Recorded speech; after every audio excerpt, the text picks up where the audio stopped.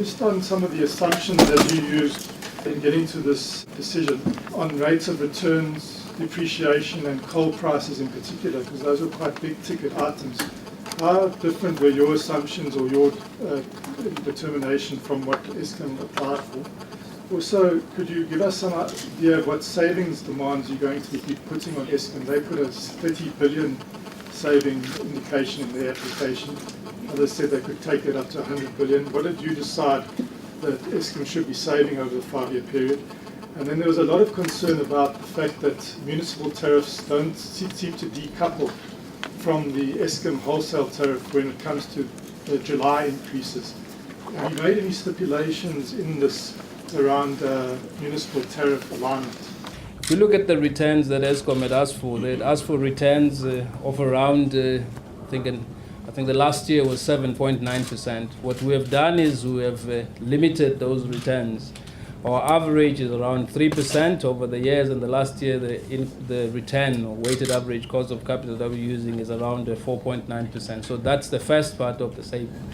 But that has also resulted in the shifting of the amounts that they are getting. Instead of getting 7 billion rand in the first year as it required, they are getting above 24 billion rand in the first year. So there's that part of the shifting of the return. So the total amount is still around 137 billion rand as opposed to the 185 billion rand that they wanted. So there's been a reduction there in the returns, and from their operations, that reduction in the returns will still service all of the debt and the financing that they have to deal with. What it does is that it reduces their retained earnings from the 46 billion rand that they wanted to a number around 10 billion rand. Now the depreciation, which is a function of your regulatory asset base, has also been adjusted. If you remember, in their first year, they readjusted their assets to around 779 billion rand. That has been reduced to around 699 billion rand. The reductions mainly come from the fact that in their process of evaluating the assets, they were inflating them over the years, and our view is that because they are re-evaluated, they don't need to be inflated.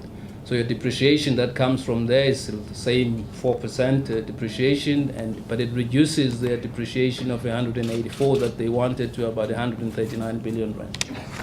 Now on the coal costs, the reductions that we have on the coal costs are based on, first their application was based on their projections, which were slightly higher than the amounts that were approved in the MYPD2. So the base that they started with was higher than what has been approved. So we've taken it back to that base, but we have accepted using other indices and other sources of coal prices, the 10% average increase that they would have over the years. So we've accepted that.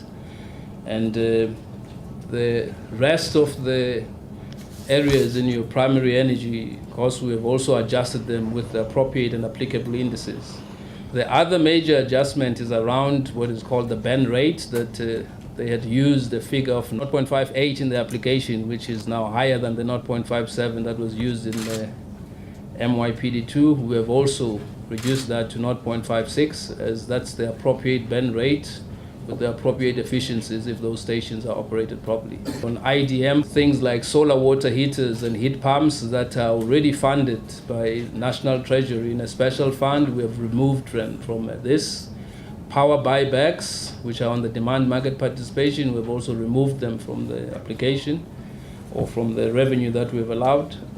And on the operating expenditure, we've also limited the manpower increases to inflation with a small allowance of about 1.4% for both the negotiations and the additional staff that they will be getting for the additional power stations. But you also must remember that the power stations are being shifted here, so there are those savings that emanate from that.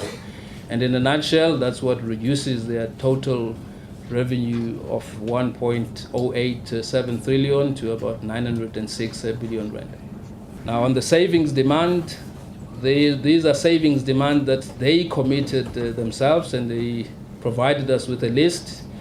In our view, they would have to go back and relook at the list of their 30 billion rand savings in view of the savings and efficiencies we already extracted, and then provide us with the latest amount of savings that they want to achieve over the 5 years. we are still going to hold them to the 30 billion rand that they said they've identified. On the municipal tariffs being decoupled, I think when we approve the municipal tariffs before the end of May, let's say, we would still have now those limitations or the guideline that we provide, but we would also, in the municipal tariffs like we did in 2009, set certain limitations on some of the tariff increases. For instance, in the year where the increase was 31.3%, we indicated that they cannot increase their municipal tariffs for certain customers, specifically home lights, by more than inflation. So we would, at the time when we have to do that, impose similar conditions.